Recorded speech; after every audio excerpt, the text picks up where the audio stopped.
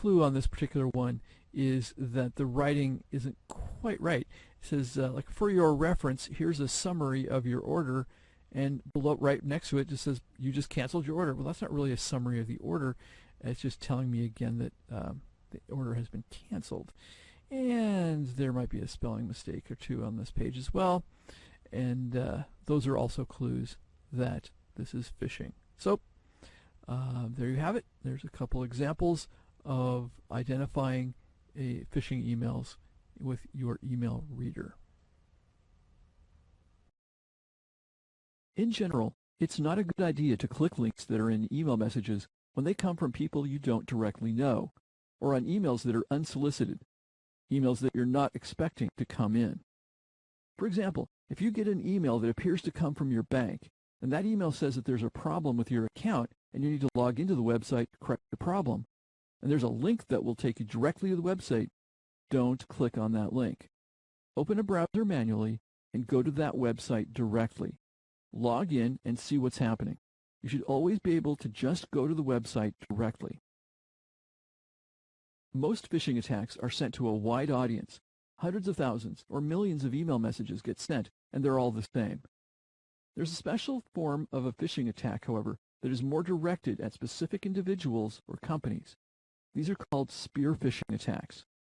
If an attacker is interested in breaking into a particular company or other organization, they might send specially crafted emails only to email addresses inside that company. The emails look like they come from either sources internal to that organization or from a vendor that the organization does business with. The same recommendations apply to these. Check out the links if there are any. Look for spelling errors and grammar errors, things like that. And to be safe, access any external websites or internal systems directly instead of clicking on links in an email. Another variation of phishing is what's known as a watering hole attack. This is where an attacker will hang out at internet forums or other external places that employees of the intended victims utilize.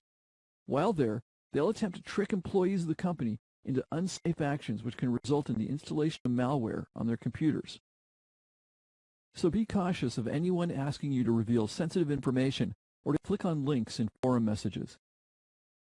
Now here's a topic we all know about but don't want to think about. It's backups. Hopefully everyone knows that to protect your data, it should be backed up regularly. If something happens, like a ransomware attack, having recent backups available will allow you to simply restore from those backups without having to pay the ransom. We're not going to recommend any particular backup solution, but make sure that whatever you choose will let you restore from any particular point in time in the past. Also, be careful where your backups are stored.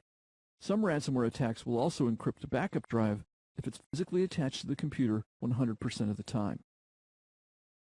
While not necessarily a security topic, it might also be a good time to think about how to archive very important files and documents, such as photographs, for future generations.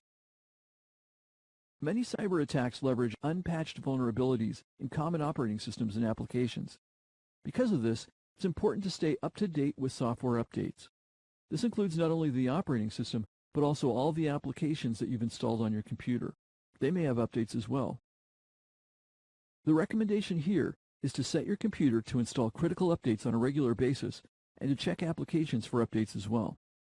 This also means that if a vendor stops supporting a particular version of their operating system and no more software updates will be available, you should upgrade to a newer, supported operating system version as soon as possible. Do not continue to use unsupported operating systems. There have been many high-profile attacks of older, unsupported operating systems such as Microsoft Windows XP, and unfortunately, there are many computers out there that are still running them. And finally, I'd like to recommend that you install a client anti-malware security endpoint product like Fortinet's FortiClient. FortiClient is available for free at FortiClient.com. The free version supports antivirus, VPN endpoint, and web filtering to keep you safe in real time. It gets continual, regular updates from FortiGuard Labs to keep you up to date with the latest threats that are out there. FortiClient is available for Windows 7 or higher, macOS 10.8 or higher, iOS, Android, Windows Phone, and Chromebook.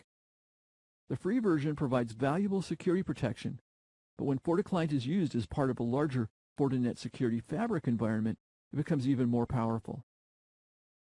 Again, FortiClient can be downloaded from FortiClient.com and used for free. So now we've seen some ways to be safer on the internet. We've looked at email practices, a few tips on how to spot phishing emails, the importance of backups and keeping your computer systems up to date, and even put in a plug for FortiClient. This wasn't meant to be an exhaustive list of safety tips, but we hope you found some new things and reminded you of some things you may already know. Thanks for your time. Be safe out there.